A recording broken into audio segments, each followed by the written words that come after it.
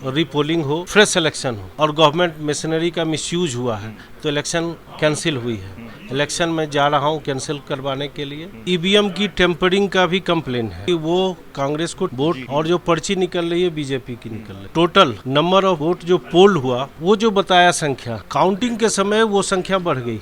जो पोल वोट है जितना पोल हुआ है उससे ज़्यादा काउंटिंग हो गई। टोटल एडमिनिस्ट्रेटिव मशीनरी का मिसयूज हुआ है। सैकड़ों कंप्लेन फाइल हुई है। उसने वोटों की अपील किया है रिलीजन के नाम पे कि आप रिलीजन, रेस, कास्ट के लाइन पे आप नहीं वोट मांग सकते। जो सिटिंग एमपी है उनके बिहाफ पे लोकल गुन्स जो है वो हथियार लेके चल रहे थे, इनके पोलिंग एजेंट्स को धमका रहे थे। नमस्कार, आप देख रहे हैं नेशनल दस्तक। मैं हूं रंजय कुमार।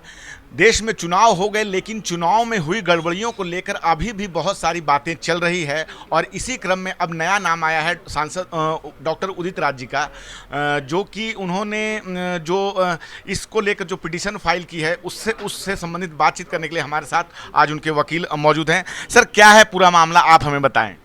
देखिए रंजय जी, ऐसा हुआ कि parliamentary constituency 05 north west Delhi, doctor Udit Raj INC के कैंडिडेट थे और उनको काफ़ी मैनिपुलेशन से हराया गया। टोटल एडमिनिस्ट्रेटिव मशीनरी का मिसयूज हुआ। इतना नहीं, ईवीएम की टेम्परिंग का भी कंप्लेन है और मुंडका कंस्टिट्यूंसी में जो विधानसभा है वहाँ पे कुछ लोगों ने कंप्लेन किया कि वो कांग्रेस को वोट और जो पर्ची निकल रही है बीजेपी की निकल रही है। सबसे बड़ी हैरानी की बात है रंजय जी कि इलेक्शन कमीशन के वेबसाइट पे इलेक्शन कमीशन ने जो टोटल नंबर ऑफ वोट जो पोल हुआ वो जो बताया संख्या, काउंटिंग के समय वो संख्या बढ़ गई।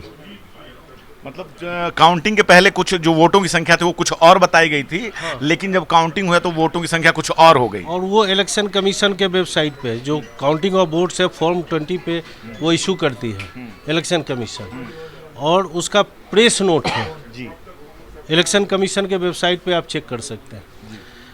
तो जो पोल वोट है जितना पोल हुआ है उससे ज़्यादा काउंटिंग हो गई।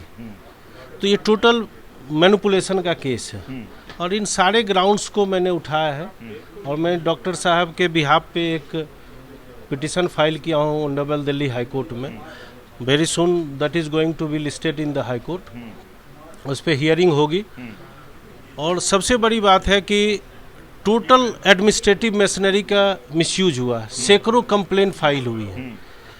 जो सिटिंग एमपी है उनके बिहाफ पे लोकल गुन्स जो है वो हथियार लेके चल रहे थे, इनके पोलिंग एजेंट्स को धमका रहे थे। काफ़ी ऐसी धमकियाँ हुई, वोटर्स को धमकाया गया। और इस तरह से न सिर्फ इलेक्शन हुआ है कंडक्ट, बल्कि इलेक्शन कंडक्ट जो हुआ और जो सिटिंग अभी एमपी है, और कंप्लेन ये है उनके खिलाफ कि वो बाहर में हर पोलिंग स्टेशन के बाहर, बूथ के बाहर उसने क्या किया है कि एक खास रिलीजन का झंडा वो उसने यूज किया है। उसने वोटों की अपील किया है रिलीजन के नाम पे, and that is against the representation of peoples act and that is also violative of model code of conduct कि आप रिलीजन, रेस, कास्ट के लाइन पे आप नहीं वोट मांग सकते हैं। तो ये सारे मिसयूज हुए। न सिर्फ इतना ही, मनी और मसल पावर का काफ़ी इस्तेमाल हुआ। Not only this, it was nomination paper of जिसको मैंने रेस्पोंडेंट बनाया है sitting MP improperly accepted. That is also a case. So I challenge in my petition all these things. I raised this issue before Honorable Delhi High Court. और देखिए अब hearing पे आ रही है केस।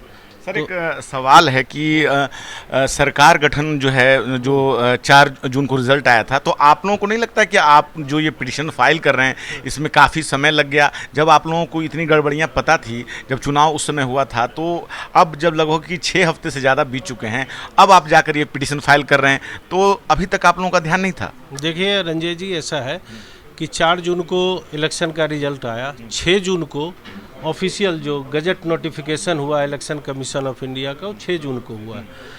और ऑफिशियली जब हमें कुछ मिल जाता है, दूसरा चीज़ क्या है कि ये सारे कंप्लेन को चेक करने में, वेरीफाई करने में, कुछ आरटीआई से हमें डॉक्यूमेंट्स मिले हैं, ये सब करने में टाइम लगता है।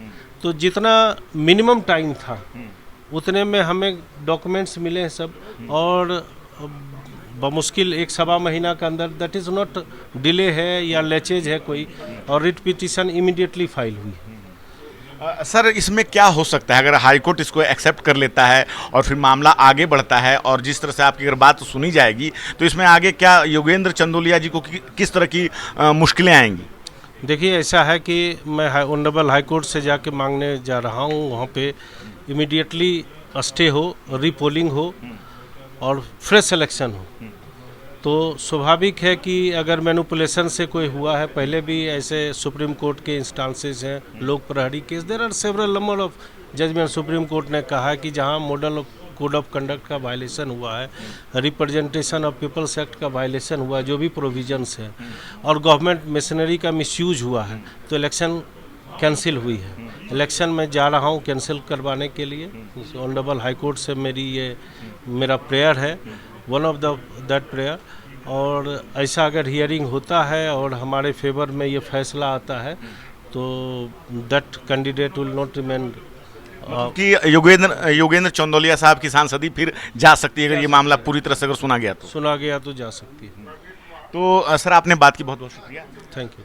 तो आपने सुना अभी राजेश रंजन जी को, जो कि उदित राज जी के वकील हैं, और इन्होंने अभी दिल्ली हाई कोर्ट में एक पिटीशन फाइल की है कि जिस प्रकार से चुनाव में गड़बड़ियां हुई हैं और उसको लेकर इन्होंने पिटीशन फाइल किया है।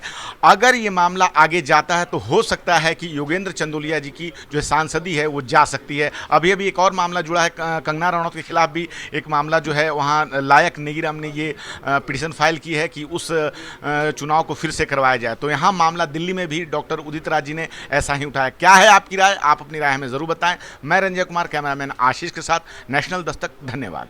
नेशनल दस्तक की आपसे गुजारिश है कि अगर इसको बचाना चाहते हैं तो नेशनल दस्तक को सब्सक्राइब करने के लिए रेड कलर के सब्सक्राइब बटन को दबाएं, फिर बेल आइकन की घंटी दबाएं। नेशनल दस्तक को बचाने के लिए बहुत जरूरी है कि हर खबर को शेयर करें, लाइक करें, कमेंट जरूर करें।